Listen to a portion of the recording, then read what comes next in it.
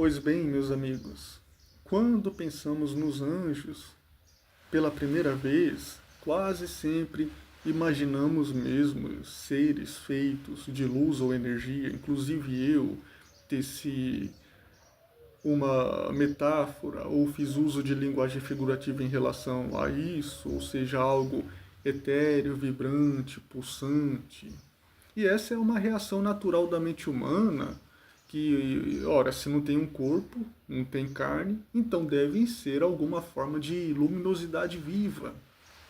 Mas essa intuição, e por mais compreensível que seja, não corresponde ao que a metafísica cristã afirma. O anjo não é energia, mas ele também não é esse nada. Vamos lá, e aí eu entro num conceitinho da física. Energia é algo que pertence ao mundo físico, que vibra, que ocupa espaço, se desloca, possui frequência, oscila em campos e responde a leis naturais. O espírito, ao contrário, olha só, está fora dessa categoria, mas também não está nesse vazio. Ele não é ausência, nem sombra, nem oco. Ele é uma forma de ser que não depende da matéria para existir. É real, mas não físico. É ativo, mas não tem corpo. É presente, mas não ocupa lugar. O anjo ele pensa, ele quer, age, mas sem órgãos, sem mecanismos internos, sem estrutura. A sua natureza, se a natureza dele é uma espécie de simplicidade viva, impossível de decompor em partes. Por isso, quando alguém imagina o anjo como uma faísca, um brilho intenso ou uma chama cintilante, aí essa pessoa ainda está pensando em matéria. Luz é matéria, o fogo é uma matéria, a vibração é matéria, energia, faísca é matéria, o espírito está além de todas essas categorias, é intangível, usemos esse termo. Se nossos olhos pudessem contemplar o anjo como ele é, e eu já fiz um vídeo sobre isso, a natureza, a aparência real dos anjos, nós não perceberíamos nada. Não porque o anjo não seja esse nada, mas porque o que é espiritual não entra na esfera da visão. O espiritual não ocupa espaço, portanto não pode refletir luz, portanto não pode ser contemplado.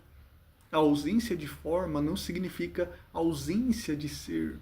Significa que sua forma não é física, não é espacial, não é geométrica. Essa é. E isso nos leva ao ponto essencial.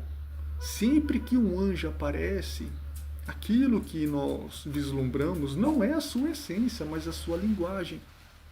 Toda aparência angélica é manifestação e não constituição. O anjo não é aquilo que ele mostra. Ele mostra aquilo que nós precisamos contemplar. Se assume uma forma, e eu já falei sobre isso, não se torna humano na assunção de forma. Procura aí. Se surge como fogo, ele não vai arder. Se aparece como viajante, ele não vai possuir um coração, rins, fígado. Se é percebido como guerreiro, ele não vai ter músculos de verdade, você apalpa. Nem peso, nem limite fisiológico. Ele não experimenta cansaço, não respira, não se desgasta, não tem metabolismo, não há. Eles se alimentaram, mas não de uma forma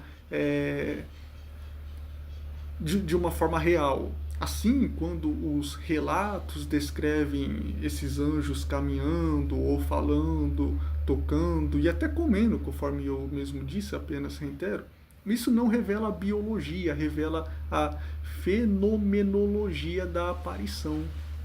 O gesto é real, mas o corpo não é um corpo, é uma projeção materializada. Não nasce, ele não cresce, o corpo não sente dor, não recebe estímulos internos, não é organismo, é símbolo funcional, não se excita, por exemplo. E aqui surge uma diferença fundamental. O anjo pode agir como um homem, mas não viver como um homem. É uma outra pergunta, né? Eles podem aparecer em forma humana, mas não experimentam a condição humana. Não possuem a subjetividade da carne. Eles não conhecem o sono, não vivem o cansaço, a memória corporal, não aprende através do desenvolvimento natural. A humanidade não pode ser vivida por um anjo, apenas representada, mas vivida não. A união entre alma e corpo, que é o homem, que define o ser humano, não existe no anjo. Ele não vive no tempo, ele age diretamente no real. E dessa maneira, o equívoco inicial, a ideia de que o anjo, então, aí ele seria dessa forma mais completo por possuir ou assumir várias aparências, múltiplas aparências, isso se desfaz aqui. Essas aparências pertencem a nós e não a eles. O anjo não depende de forma, ou da forma que ele está projetando, se representando, nem é modificado por ela.